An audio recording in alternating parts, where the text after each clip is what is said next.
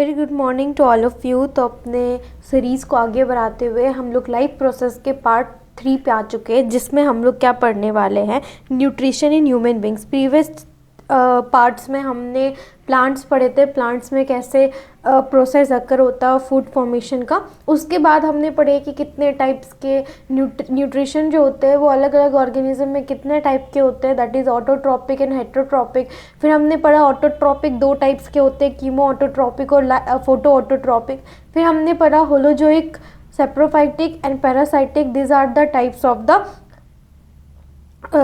the types of heterotrophic animals, heterotrophic organism. तो अपने series को आगे बढ़ाते हुए हम लोग बढ़ते हैं न्यूट्रिशन इन ह्यूमन बींग्स में, कि कैसे ह्यूमन बींग्स फूड को इंजेक्ट करते हैं, उसको डाइजेस्ट करते हैं, फिर उसको एक्सक्रीट आउट करते हैं। ये पूरे प्रोसेस को 1 to Z मैं तुम्हें बताऊंगी। प्लीज़ ध्यान से सुनना and please like subscribe my channel. Now the alimentary canal is basically a long tube. Alimentary canal क्या, एक बड़ा सा ट्यूब है जो माउथ से एक्सटेंड होता है टू दी एनस।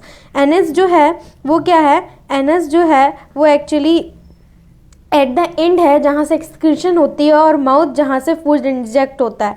तो माउथ से फूड इंजेक्ट हुआ और वो एक्सक्रीट आउट कहाँ से हुआ, जो भी वेस्ट मटेरियल बचा जो एब्जॉर्ब करना था उसके बीच में एब्जॉर्ब हो गए, और वो निकला कहाँ से, दैट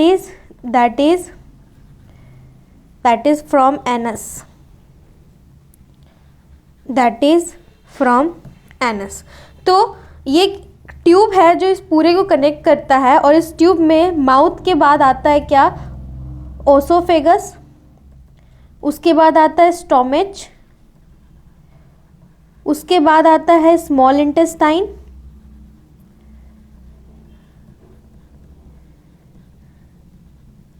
उसके बाद आता है लार्ज इंटेस्टाइन, और लार्ज इंटेस्टाइन के एनस से ही ये बाहर एक्सक्रीट आउट हो जाता है। आई होप यू अंडरस्टैंड कि ये प्रोसेस चलती कैसे है। अब सब जगह क्या क्या प्रोसेस होता है अब हम लोग वो पढ़ते हैं। इसमें सबसे पहले आता है क्या चीज़, that we can see that the tube has different part and various region are specialized to perform the different function. अब ये ट्यूब का क्या होता है, अलग अलग पार्ट होता है, एक में ओसोफेगस है, एक में स्टोमच है, एक में स्मॉल इंटेस्टाइन है, एक में लार्ज इंटेस्टाइन है, और हर एक पार्ट अलग अलग फंक्शन के लिए रिस्पॉन्सिबल है। जैसे कि माउथ में क्या होता है, टीथ होता है जो फूड पार्टिकल की क्रशिंग करती है। ओसोफेगस क्या करता है, ओसोफेगस तुम्हारे फूड पार्टिकल्स को माउथ से लेकर के स्टोमच तक पहुंचाता है। स्टोमच में क्या होता है, ब्रेकडाउन होता है प्रोटीन और किसका, फैट्स का। फिर स्मॉल इंटेस्टाइन में टोटल डाइजेशन होता है, और एट द लास्ट वाटर के एब्जॉर्प्शन लार्ज इंटेस्टाइन करके उसको एक्सक्रीट आउट कर देता है। नाउ तो what happen to the food once it enter our body, क्या होता है खाना के साथ एक बार वो हमारे बॉडी में आ जाए तब।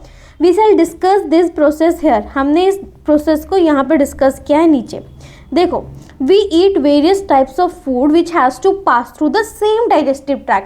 हमारा डाइजेस्टिव ट्रैक सेम ही है, ठीक है, और जो भी फूड, जैसा भी फूड तुम इंजेक्ट कर रहे हो, उन सबको एक ही डाइजेस्टिव ट्रैक से पास होना पड़ता है।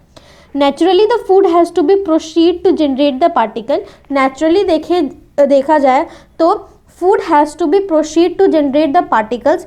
फूड को हम लोग क्या करते हैं, छोटे छोटे टुकड़ों में तोड़ना पड़ता, सो दैट हमारे बॉडी उसको अब्जॉर्ब कर पाए, ठीक है। तो उसको पहले क्रश करना पड़ता, and which are small of the same extension. This is achieve by crushing the food with our teeth. तो देखो, एक चीज़ मैं तुम्हें समझाती हूँ, ठीक है, वो समझ लो, उसके बाद तुम डेफिनेटली समझ जाओगे कि पूरा प्रोसेस होता क्या है माउथ में।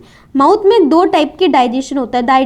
डाइजेशन मतलब फूड पार्टिकल का टूटना, कन्वर्ट करना उसको अपने यूटिलाइजेबल फॉर्म में। तो माउथ में 2 चीज़ एक तो टीथ होता है, और एक तुम्हारा देखना लिक्विड प्रेजेंट होता है जिसको लार बोलते हो तुम, उसको इंग्लिश में हम लोग क्या बोलते हैं, सलाइवा, ठीक है। तो जो टीथ होता है वो मैकेनिकल डाइजेशन करता है, मैकेनिकल मतलब क्रशिंग करता है, ठीक है। और जो सलाइवा होता है वो सलाइवा जो लिक्विड प्रेजेंट होता है उसके अंदर एक एंजाइम पाई जाती है, और वो एंजाइम का नाम ही होता है क्या, सिलेवरी एमिलेज। क्या होता है, सिलेवरी एमिलेज, जो कौन सिक्रीट करता है, सिलेवरी ग्लैंड।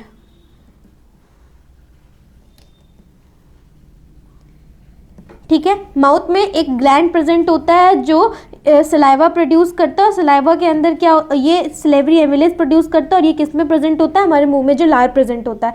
और ये क्यों काम आता है, क्या काम आता है, जो तुम खाते हो उसको ये मोल्टन बनाता है, वेट बनाता है, जिससे ये ओसोफेगस के थ्रू, ओसोफेगस एक पाइप होता है जिसके थ्रू जो वो फूड पार्टिकल है, वो जो फूड पार्टिकल है वो आराम से क्या हो, चले जाए। और जिस मूवमेंट, मतलब ऐसे ऐसे ये ओसोफेगस मूव करता है सो दैट फूड पार्टिकल जो है जाके स्टोमच में पहुंच जाए, और उस मूवमेंट को हम लोग क्या बोलते हैं, पेरिस्टैल्टिक मूवमेंट। क्या बोलते हैं, पेरिस्टैल्टिक मूवमेंट। पीएम से याद रखना, ठीक है। उसके बाद समझो, सब चीज़ बता रही हूँ फिर पढ़ के समझाऊंगी। अब क्या होता है, स्टोमच में जैसे पहुंच गया, स्टोमच में क्या मिलता है, स्टोमच में मिलता है उसको एसिड। कौन सा acid, that is called the HCl, that is called the HCl। और अगर हमारे स्टोमच में एसिड प्रेजेंट है तो हमारे स्टोमच के लाइनिंग को या वॉल्स को एसिड से कौन बचाता है, दैट इज म्यूकस। और हमारे बॉडी में HCl रिलीज कौन करता है, गैस्ट्रिक ग्लैंड, गैस्ट्रिक ग्लैंड। और एसिड की ज़रूरत क्यों पड़ती है, क्योंकि स्टोमच में एक मतलब एंजाइम निकलता है जिसका नाम है पेप्सिन। किसके द्वारा, पेप्सिनोजन के द्वारा, पेप्सिनोजन। और पेप्सिनोजन जो है वो तभी एक एंजाइम रिलीज करेगा जिसका नाम पेप्सिन है, जब क्या होगा, जब उसको एसिडिक मीडियम मिलेगा। इसलिए इस एसिडिक मीडियम को बनाने के लिए हम लोग क्या करते हैं, HCl प्रेजेंट करते हैं। और HCl से बचने के लिए हमारे आउटर मोस्ट लाइनिंग को म्यूकस प्रेजेंट होता है वहाँ पे, और HCl को रिलीज करने का काम गैस्ट्रिक ग्लैंड का होता है। और पेप्सिनोजन बॉडी में पेप्सिन रिलीज करती है, और पेप्सिन करता क्या है, प्रोटीन का डाइजेशन। पेप्सिन क्या करता है, प्रोटीन का डाइजेशन। समझ आया इतनी बात। साथ ही साथ एक और चीज़ जो इसमें, इसके बाद ये जो फूड पार्टिकल है वो कहाँ पहुँच जाती है, उसके बाद ये फूड पार्टिकल पहुँच जाती है स्मॉल इंटेस्टाइन में। कहाँ पहुँच जाती है, स्मॉल इंटेस्टाइन में। अब यहाँ से एक और चीज़ जो तुम्हें इम्पोर्टेंटली याद रखनी है, wait let me tell you, that is यहाँ पे जो पेप्सिनोजन पेप्सिन रिलीज करती है, यहाँ पे लिपिड जो होता है, वेट, यहाँ पे लिपिड जो होता है वो क्या करता है, फैट्स की भी डाइजेशन करता है। और इंट्रिंसिक फैक्टर प्रेजेंट होता है, इंट्रिंसिक फैक्टर प्रेजेंट होता है जो क्या करता है, इंट्रिंसिक फैक्टर प्रेजेंट होता है जो क्या करता है, विटामिन B12 की एब्जॉर्प्शन, B12 की एब्जॉर्प्शन। समझ आई। ये हो गया स्टोमच की कहानी। स्टोमच में HCl प्रेजेंट होता है, गैस्ट्रिक ग्लैंड रिलीज करता है उसको। और ये क्यों चाहिए, क्योंकि पेप्सिनोजन को पेप्सिन रिलीज करना है जो प्रोटीन की डाइजेशन करता है। लिपिड, स्टोमच में लिपिड ये फैट्स की डाइजेशन करता है, और उसी में present intrinsic factor vitamin B12 के एब्जॉर्प्शन करता है। उसके बाद ये फूड पार्टिकल पहुंच जाता है स्मॉल इंटेस्टाइन में। अब स्मॉल इंटेस्टाइन में क्या होता है, स्मॉल इंटेस्टाइन में एक्चुअली स्मॉल इंटेस्टाइन में क्या होता है, स्मॉल इंटेस्टाइन में दो तरीके के ग्लैंड्स जो है वो सिक्रीट करते हैं अपने एंजाइम्स को। एक तो क्या, स्मॉल इंटेस्टाइन, सबसे पहले स्मॉल इंटेस्टाइन में दो तरीके के ग्लैंड सिक्रीशन करते हैं, एक हो गया लीवर और एक हो गया क्या, दैट वाज पेनक्रियास। पेनक्रियास तीन तरीके के एंजाइम सिक्रीट करते हैं, एक हो गया ट्राइप्सिन, एक हो गया लाइफेज,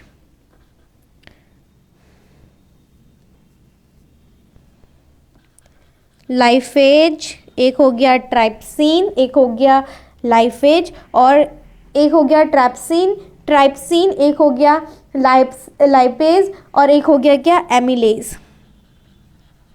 अब पेनक्रियाज ये तीन सिक्रीट करता है, जिसमें से ट्राइप्सिन प्रोटीन की डाइजेशन करती है, लाइफेज फैट्स का, और एमिलेज कार्ब्स की।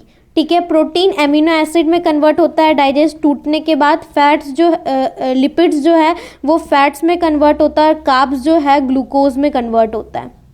और लीवर क्या करता है, बाइल जूस प्रेजेंट करता है जो बेसिक होता है, तो ऊपर से आने वाला एसिडिक फूड बेस के साथ रिएक्ट करके न्यूट्रलाइज किया जाता है। ऑल्सो लीवर के जो बाइल जूस होता है वो इमल्सिफिकेशन भी कराता है फैट्स का, मतलब फैट्स के बड़े बड़े लार्ज ग्लोब्यूल्स को छोटे ग्लोब्यूल्स में बदलता है, क्योंकि जो लाइफेज है वो बड़े बड़े large globules of the fats पर डायरेक्टली एक्ट नहीं करता, तो इसके द्वारा कौन तोड़ के देता है? Bile juice. और इनकी रिएक्शन अकर्ड भी होती है जब ये बेसिक मतलब न्यूट्रलाइज सॉल्यूशन में हो। जो उसको न्यूट्रलाइज कौन करता है? That is bile juice. Bile juice क्या है?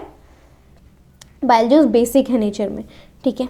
अब पढ़ते हैं और तुमको समझाते हैं। उसके बाद ये प्रोसेस खत्म होने, अच्छा रुको, अब ये प्रोसेस खत्म हुआ, पूरी डाइजेशन हो गई, फैट्स डाइजेशन हो गया, प्रोटीन डाइजेशन हो गया और कार्ब्स डाइजेशन हो गया। इसके बाद ये फूड पार्टिकल्स जो है, ये जो स्मॉल इंटेस्टाइन का सरफेस होता है, इसमें जो है ऐसे फिंगर लाइक प्रोजेक्शन बना हुआ होता है। और ये फिंगर लाइक प्रोजेक्शन में क्या होता है? इस फिंगर लाइक प्रोजेक्शन में वेसल्स घूमते हैं। क्या घूमते हैं? वेसल्स घूमते हैं। वेसल्स मतलब ब्लड वेसल्स, ठीक है। क्या घूमते हैं? ब्लड वेसल्स घूमते हैं। अब जो भी फूड पार्टिकल से एजिमुलेट करने वाले न्यूट्रिशन निकलते हैं, एजिमुलेट करने वाले न्यूट्रिशन निकलते हैं, उन सबको ये क्या करते हैं? अपने अंदर एब्जॉर्ब कर लेते हैं, ठीक है। और फिर इसको अलग अलग सेल्स तक लेके जाते हैं, हर एक सेल्स तक लेके जाते हैं। और सेल्स के अंदर क्या होता है? माइटोकॉन्ड्रिया। और माइटोकॉन्ड्रिया पे क्या होता है? ये फूड पार्टिकल्स जो है वो ऑक्सीजन के साथ मिलके इनर मेम्ब्रेन में एटीपी की फॉर्मेशन करते हैं, जिसको हम लोग क्या बोलते हैं? एनर्जी। और इसका फुल फॉर्म क्या होता है? एडिनोसाइन ट्राइफॉस्फेट, ठीक है। और इसके बाद ये जो पार्टिकल्स, जब सारे नरिशिंग पार्टिकल्स चले गए तो जो वेस्ट बच गया, उस पार्टिकल्स लार्ज इंटेस्टाइन में जाते हैं। लार्ज इंटेस्टाइन से उससे वाटर अब्जॉर्ब्ड होता है और बाकी वो एनस के थ्रू आउट हो जाते हैं बॉडी से। I hope you understand.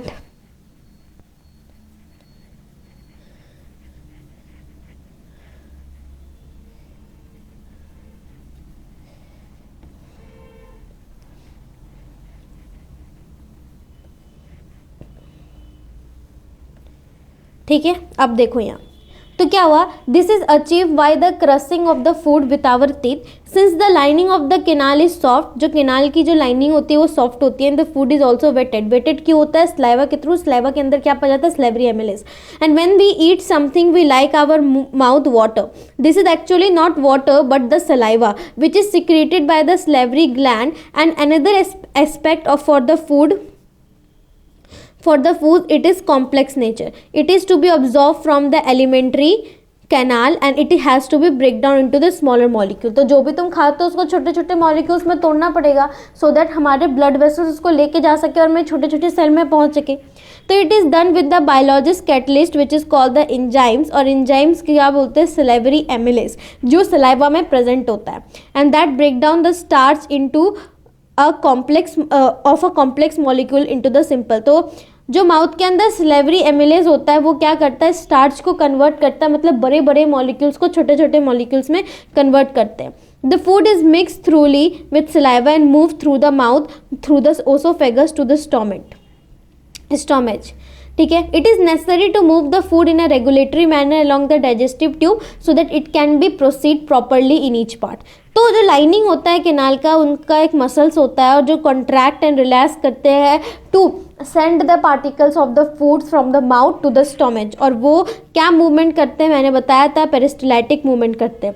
From the mouth the food is taken to the stomach. Mouth से फूड को स्टोमेच तक ले जाया जाता है फूड पाइप के through, that is oesophagus. Stomach is a large organ which expand when body food enter it. जब खाना स्टोमेच में जाता है तो वो फूलता है और एक्चुअली जो मस्कुलर वाल है स्टोमेच का वो फूड को मिक्स करने में हेल्प करती है with our digestive juice.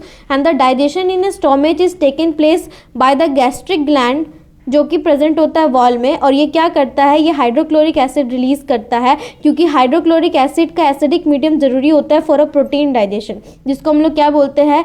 Protein digestion जो कौन करता है? Pepsin, bye presenting the acidic medium. And mucus, the hyaluronic acid create an acidic medium which facilitate the action of the enzyme pepsin. And what other function do you think is served by the acid? The mucus is protected the inner lining of the stomach from the action of the acid under the normal condition. तो we have often heard the adult complaining about the acidity. बहुत बार देखो होगा कि adults जो है बोल रहे acidity हो गया, तो उनको क्या दिया जाता है? बेस दिया जाता है, एंटासिड दिया जाता है। तो वो क्यों दिया जाता है? क्योंकि एसिड बेस के साथ रिएक्ट करके न्यूट्रलाइज कर देता है। और can this be related to what has been discussed ever? तो the exit of food from the stomach is regulated by the sphincter muscles which release it in a small amount into the small intestine. अब क्या हुआ, जो food की exit है stomach से वो कहाँ पहुँच गई? स्मॉल इंटेस्टाइन में, जो दिखता बोलने में स्मॉल है लेकिन सबसे ज़्यादा लॉन्गेस्ट है। तो फ्रॉम द स्टोमच से food now inter into the small intestine and this is the longest part of the alimentary canal which is fitted into the compact space because of the extensive cooling. इसका ज़्यादा ठंडा होने के कारण इसको छोटे से स्पेस में बंद करके रखा गया है। और जो लेंथ है स्मॉल इंटेस्टाइन का वो अलग ऑर्गेनिज्म में अलग अलग होता है। जैसे कि जो ऑर्गेनिज्म वेजिटेरियन होते हैं या फिर सिर्फ फूल पेड़ पौधा खाते हैं, प्लांट्स खाते हैं, तो उनको डाइजेस्ट करने के लिए सेल्यूलोज को ज़्यादा बड़ा डाइजेस्टिव सिस्टम चाहिए, इसलिए उनका जो स्मॉल इंटेस्टाइन है वो बड़ा होता है। बाकी वैसे ऑर्गेनिज्म जो मीट खाते हैं तो वो इजीली डाइजेस्ट हो जाते हैं, तो उनको वो डाइजेस्ट करने के लिए स्मॉल इंटेस्टाइन चाहिए, तो उनका स्मॉल इंटेस्टाइन क्या होता है? छोटा होता है। तो herbivorous eating the grass needed a longer small intestine to allow the cellulose to be digested and meat is easier to digested, hence carnivorous have the shorter small intestine. The small intestine is the site of complete digestion. Small intestine क्या है? Complete digestion का site है, जहाँ पे carbohydrate, protein, fat सब digest हो जाता है और वहाँ पे सब डाइजेस्ट होता है। और वो क्या रिसीव करते हैं? लीवर एंड पेनक्रियास की सिक्रेशन फ्रॉम दिस पर्पज। मैंने बताया कि स्मॉल इंटेस्टाइन में लीवर और पेनक्रियास अपनी सिक्रीशन को देते हैं। The food coming from the stomach is acidic और उसको बेस बनाने का काम क्या होता है? To be maked alkaline. तो उसको कौन रिलीज करता है? लीवर रिलीज करता है। क्योंकि लीवर क्या रिलीज करता है? बाइल जूस रिलीज करता है, क्योंकि वो बाइल जूस नहीं रिलीज करेगा तो पेनक्रियाटिक एंजाइम्स भी एक्ट नहीं करेंगे। तो बाइल जूस क्या करता है? In addition to acting on fats and fats are present in the intestine in the form of the large globules which make it difficult for the enzyme to act on them. क्योंकि जो ऊपर से fats आते हैं वो भी बहुत बड़े बड़े गुच्छे में होते हैं, तो उनको तोड़ के छोटे में कर दो सो दैट लाइफेज उसमें एक्ट कर पाए और उसको तोड़ पाए और फर्दर लिपिड को फैट्स में बदल पाए, सो दैट बाइल जूस का ये भी काम होता है। और वो एसिडिक मीडियम को बेसिक एल्कलाइन भी बनाता है। अब क्या हुआ? This is similar to the emulsifying action of the soap on dirt that we have learned about in chapter 4। The pancreas secrete करता है पेनक्रियाटिक जूस जो कंटेन करता है एंजाइम ट्राइप्सिन जो डाइजेशन करता है प्रोटीन का, लाइफेज जो ब्रेक डाउन करता है इमल्सिफाइड फैट्स को, and the wall of the small intestine contain a finger like projection जिसको हम लोग क्या बोलते हैं? विली, ठीक है। And the enzymes present in it finally convert the protein to. अच्छा, अब स्मॉल इंटेस्टाइन के वॉल में क्या होता है? एक एंजाइम होता है जिसको हम लोग क्या बोलते हैं? इंटेस्टाइनल जूस, ठीक है। स्मॉल इंटेस्टाइन की वॉल एक जूस या फिर एक स्मॉल इंटेस्टाइन जो होता है वो ग्लैंड्स होते हैं जो इंटेस्टाइनल जूस को सिक्रीट करता है, और जो एंजाइम जब प्रेजेंट होता है उसमें वो फाइनली क्या कन्वर्ट करता है? प्रोटीन को एमिनो एसिड में, कार्बोहाइड्रेट्स को ग्लूकोज में और लिपिड को फैट में, या फिर फैट को फैटी एसिड या ग्लाइसरोल में, ठीक है। Digestive food is taken up by the wall of the intestine. जो डाइजेस्टिव फूड होता है जो पूरी तरह टूट गए, जो वेस्ट पार्टिकल को छोड़ के जो बचे वो सबको इनर वॉल जो होता है स्मॉल इंटेस्टाइन का वो ले जाता है, जिसमें फिंगर लाइक प्रोजेक्शन होता है जिसको हम लोग क्या बोलते हैं? विली, जो सरफेस एरिया इंक्रीज करता है for the absorption. The villi richly supplied then with the blood cells और which take the absorb food to the different every cell of the body, जो कि फिर उसको एनर्जी में कन्वर्ट करते हैं, जिसको एडिनोसाइन ट्राइफॉस्फेट बोलते हैं, building up the new tissue and repair of the old tissue. जो अनएब्जॉर्ब फूड होता है sent into the large intestine. जो अनएब्जॉर्ब फूड है उसको कहाँ भेजा जाता है? लार्ज इंटेस्टाइन में, जहाँ पे वाटर की एब्जॉर्प्शन होती है, and the rest of the material is remove from the body via the anus, and the exit of this waste material is regulated by the anal sphincter. Anal sphincter से वो finally excrete out हो जाता है और NS से उसको बाहर निकाल दिया जाता है। अब हम लोग बात करेंगे किसकी? That is called respiration. Respiration और ब्रीथिंग में अंतर होता है, कभी मत कंफ्यूज हो ना, ये चीज़ तुम्हें मैं अभी बता देती हूँ। आई शुड फील बेटर कि तुम इस पे कंफ्यूज नहीं हो।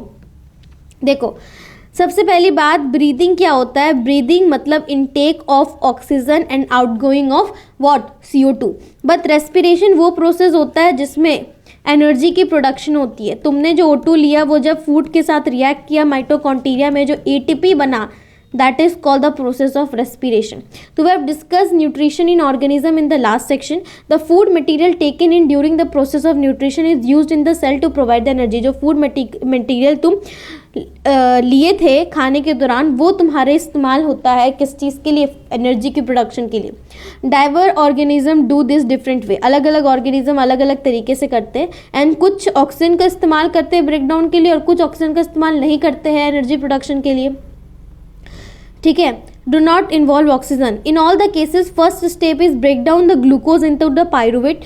6 कार्बन मॉलिक्यूल को सबसे पहले 3 कार्बन मॉलिक्यूल्स में बदलो, फिर वो 3 कार्बन मॉलिक्यूल्स को ऑक्सीजन के प्रेजेंस में डालो तो एरोबिक, अगर ऑक्सीजन के बिना प्रेजेंस में डालो तो anaerobic. This process take place in cytoplasm. Further the pyruvate be converted into the ethanol and the energy or in the carbon dioxide. This process taken place in the yeast during the fermentation without the presence of oxygen, that was called the anaerobic respiration. And breakdown of pyruvate using the oxygen take place in the mitochondria. और जब breakdown होता है pyruvate का और उसके बाद उसकी reaction हम लोग क्या कराते हैं, ब्रेकडाउन होता है पायरुवेट, ब्रेकडाउन जब हो जाते हो पायरुवेट में तब ऑक्सीजन जो होता है take place in the mitochondria. और ऑक्सीजन का इस्तेमाल में जब तुम रिएक्शन कराते हो तो ये रिएक्शन माइटोकॉन्ड्रिया पे होता है और ईस्ट पे इथेनॉल और एनर्जी और CO2 प्रोड्यूस होता है. Process break up the 3 carbon pyruvate molecule to give the molecule of the carbon dioxide. उसके बाद 3 कार्बन पायरुवेट जो होता है वो क्या देता है, 3 मॉलिक्यूल देता है कार्बन डाइऑक्साइड का. ठीक है. और ये सबसे ज़्यादा एनर्जी की प्रोडक्शन करता है. उसके बाद तुम्हारा ईस्ट करता है, बट सबसे लास्ट में लैक्टिक एसिड आता है. The other product is water and since the process take place in the presence of air, this is called the aerobic respiration. इस प्रोसेस को हम लोग क्या बोलते हैं, एरोबिक रेस्पिरेशन, जब ऑक्सीजन के प्रेजेंस में हो.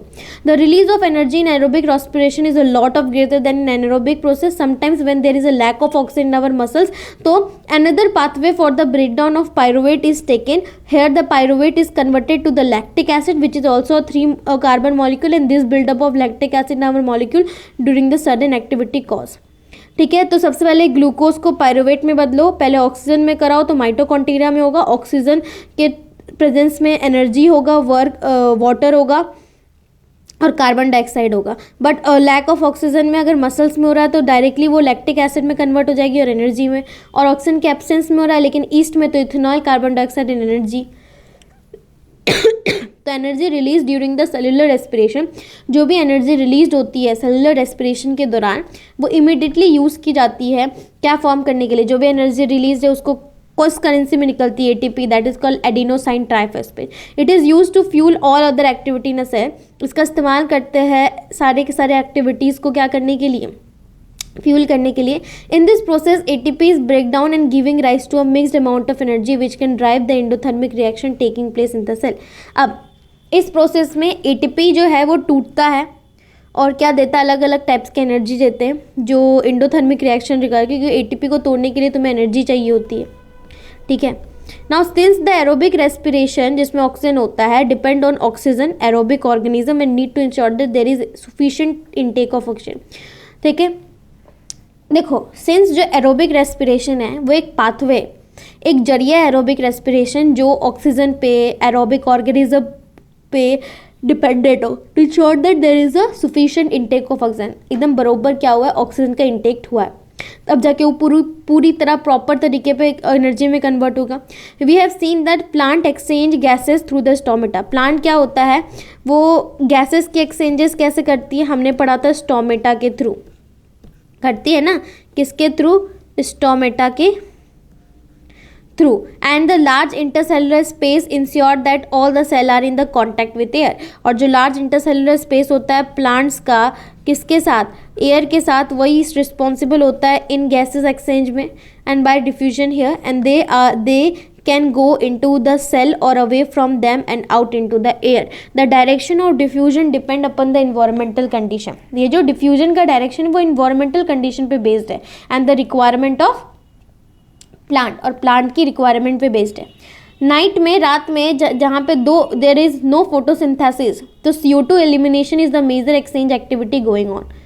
And during the day CO2 generated during respiration is used for the photosynthesis. And since there is no CO2 release and instant oxygen release is the major evident at this time. देखो रात में CO2 ज़्यादा release होता है क्योंकि इस रात में क्या होता है, प्लांट्स जो होते हैं CO2 लेते नहीं है क्योंकि उनको उसके लिए लाइट चाहिए, तो सुबह वो लोग CO2 लेते हैं और ऑक्सीजन रिलीज करते हैं। तो सुबह के टाइम पे जो हम छोड़ते हैं वो डायरेक्टली उससे ज़्यादा ले लेते हैं, ज़्यादा स्टोर करने के लिए। इसीलिए रात के टाइम पे CO2 की मात्रा ज़्यादा होती है, इसलिए पेड़ के सामने नहीं बैठना चाहिए, लेकिन O2 की मात्रा सुबह के टाइम में ज़्यादा होती है, ठीक है। Animal have evolve different organ for the Uptake of oxygen for the environment. अब हम लोग कैसे लेते हैं ऑक्सीजन बाहर से? नॉस्ट्रल्स के थ्रू। तो हर किसी के पास अलग अलग तरीका होता है बाहर से ऑक्सीजन लेने का। इस कार्बन डाइऑक्साइड से राइट करने के लिए terrestrial animals can breathe the oxygen in the atmosphere. Terrestrial animals जो होते हैं वो एटमोसफेयर में अपने ऑक्सीजन को ब्रीथ करते हैं, लेकिन एनिमल्स जो वाटर में रहते हैं वो ऑक्सीजन का इस्तेमाल करते हैं जो वाटर में डिजॉल्व है। जो बाहर रहते हैं वो तो नॉर्मली एयर से ऑक्सीजन लेते हैं, जो पानी के अंदर रहता है वो वाटर का ऑक्सीजन लेते हैं। समझ आई यहाँ तक बात? अब since the amount of dissolve oxygen is fairly low compare to the amount of oxygen in the air. देखो जितना अमाउंट ऑफ डिजॉल्व ऑक्सीजन है वाटर में वो कम है जितना एयर में, तो रेट जो है ब्रीथिंग का एक्वेटिक प्लांट्स का वो फास्टर होगा देन द टेरेस्ट्रियल ऑर्गेनिज्म। हम जिस रेट पे ब्रीथ कर रहे हैं वो रेट कम होगा किससे? फिश के रेटिंग ऑफ ब्रीथ से। क्यों? फिश जो फटाफट ब्रीथ करती है ना। फिश क्या करती है? फटाफट ब्रीथ करती है। और अगर फिश फटाफट और रेगुलर मैनर पे ब्रीथ कर रही है, फिश कर रही है, क्यों? क्योंकि अंदर ऑक्सीजन की मात्रा कम है देन टेरेस्ट्रियल ऑर्गेनिज्म के लिए बाहर से ऑक्सीजन की मात्रा लेना, इसलिए वो फटाफट ब्रीथ करती है कि उनके पास ज़्यादा ऑक्सीजन आ पाए। Fish take in water through their mouth and force it past the gills where the dissolved oxygen is taken up by the blood। उसके बाद क्या होता है? फिश क्या करती है? ऑक्सीजन को जब अपने माउथ के थ्रू लेती है तो वो गिल्स के थ्रू पास होता है, जहाँ पे वो ऑक्सीजन डिजॉल्व होता है ब्लड में, ठीक है। टेरेस्ट्रियल ऑर्गेनिज्म ऑक्सीजन का इस्तेमाल करते हैं जो एयर में है रेस्पिरेशन करने के लिए। This oxygen is absorb by different organ in different animals. ये जो ऑक्सीजन है वो अलग अलग तरीके से अलग अलग ऑर्गेनिज्म के द्वारा इनटेक किया जाता है। All this organs have a structure that increase the surface area which is in contact with the oxygen rich atmosphere. जितने भी ऑर्गन है सबका स्ट्रक्चर होता है जो इंक्रीज करते हैं अपने साइज को जब भी वो कांटेक्ट में आते हैं with the oxygen rich atmosphere. जब भी मान लो हम लोग ज़्यादा ऑक्सीजन ले रहे हैं तो हमारे लंग्स क्या होते हैं? फूलते हैं कि हम ज़्यादा ऑक्सीजन ले पाए। जब भी तुम ऑक्सीजन लेते हो तो लंग्स फूलते हैं कि वो ज़्यादा ऑक्सीजन ले पाए और अपना फंक्शन कर पाए। इसीलिए जो एक्सचेंज होता है ऑक्सीजन एंड कार्बन डाइऑक्साइड का वो टेक प्लेस करता है across this surface. This surface is a very fine and delicate. In order to protect the surface, it is usually placed within the body. So there have to passes that will take air to this area. In addition, there is a mechanism for moving the air in and out of the area where the oxygen is absorbed. अब एक तरीका होता है जैसे कि कैसे तुम oxygen intake करते हो फिर कार्बन डाइऑक्साइड बाहर निकालते हो। ह्यूमन बींग्स में air is taken into body through the nostril. Human beings क्या करते हैं? नाक के थ्रू सांस लेते हैं and the air passing through the nostril is filtered by the hair that line the passage. उसके बाद जब नॉस्ट्रिल से तुम सूंघते हो, जब नॉस्ट्रिल से तुम सूंघते हो तो यहाँ से पास होता है तो एयर प्योरीफाई होता है क्योंकि उस लाइनिंग में बहुत हेयर्स प्रेजेंट होते हैं और वो हेयर्स उस एयर को क्या करता है? प्योरीफाई करता है। And the passage is also lined with mucus with help in process. Also जो पैसेज है वो किस तरह से लाइंड है? म्यूकस से, जो हमें प्रोसेस में हेल्प करता है। From here the air passes through the throat and into the lungs and ring of cartilage are present in the throat. This ensure that the air passage does not collapse.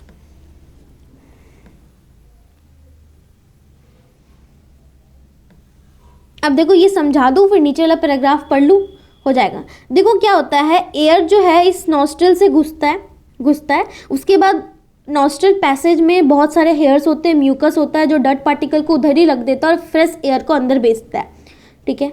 अभी अंदर जाता है तो यहाँ से जाता है जिसको विंड पाइप बोलते हैं। विंड पाइप में क्या होता है? ट्रैकी होता है। जैसे ये विंड पाइप है, ठीक है। इसके अंदर एक ऐसे रिंग्स, हाफ रिंग्स बने हुए होते हैं। क्यों? क्योंकि जब भी मान लो तुम सांस नहीं ले रहे हो, मान लो 2 मिनट के लिए तुम सांस नहीं ले रहे हो, तो ये जो लाइन है वो क्या होगा? वो सिकुड़ के एकदम पतला हो जाएगा। तो ये सिकुड़े ना, तब उसके लिए हम लोग ने क्या लगाया है? Rings of cartilage. उसके बाद ये ब्रोंक्यूल्स में टूट जाता है और ब्रोंक्यूल्स के नीचे में क्या होता है? एलिवॉयली। ये जहाँ पे क्या होता है? CO2 दिया जाता है, O2 लिया जाता है, O2 चला जाता है अलग अलग सेल में और CO2 कहाँ चला जाता है? वापस नॉस्ट्रल्स के थ्रू आउट। तो with in the lungs passage divide into the smaller and smaller tube which finally terminate the balloon like structure which are called the alveoli. यही alveoli है जो balloon like structure है single alveolus.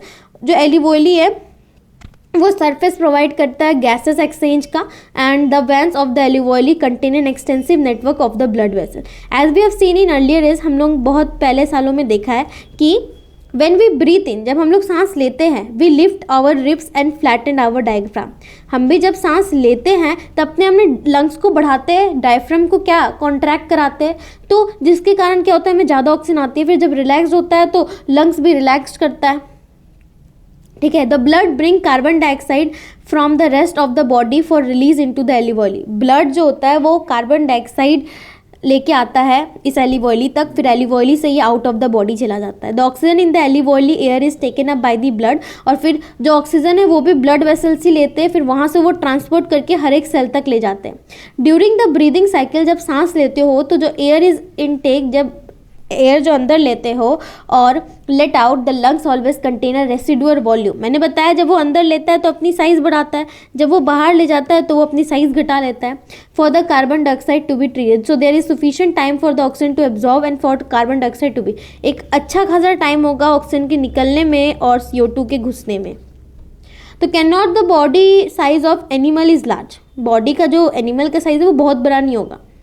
The diffusion pressure also can not take care of oxygen delivery to all the part of the body. और जो diffusion pressure है अकेले वो oxygen का केयर नहीं करेगा जो डिलीवरी हो रहा है to all the part of the body. Instant respiratory pigment जो होगा वो ऑक्सीजन लेगा alveoli के थ्रू अलग अलग सेल में पहुंचाएगा, अलग अलग टिश्यू में, जहाँ पे वो फूड पार्टिकल के साथ मिलके एनर्जी की प्रोडक्शन करेगा. तो this pigment is present in the red blood corpuscle. Carbon dioxide is more soluble in water than oxygen. Carbon dioxide ज़्यादा सॉल्युबल होता है वाटर में, ना कि किसमें, ऑक्सीजन में. कार्बन डाइऑक्साइड ज़्यादा, तो hence is mostly transported in the dissolve form in our blood. इसलिए ये ज़्यादा वाटर में डिजॉल्व है ना कि ऑक्सीजन में. इसलिए इसको हम लोग किस फॉर्म में भेजते हैं, किस फॉर्म में भेजते हैं, डिजॉल्व फॉर्म में. तो this is all about the respiration section. एक बार देख लेती हूँ. हाँ, this is all about the respiration section. हम लोग लास्ट के 2 सेक्शन पे आ गए, that is the transportation and the excretion.